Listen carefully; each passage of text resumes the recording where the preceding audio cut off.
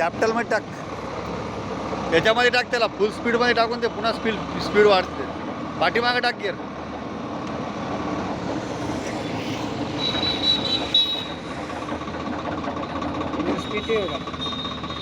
Reverse नाही, त्यात 2 आहेत ऑप्शन. गिअरमध्ये टाक ट्रॅक्टर गिअरमध्ये टाक चौथ्यामध्ये. चौथ्यात टाक, ते ल्युटन राहू दे. चौथ्यात टाक, चौथ्यात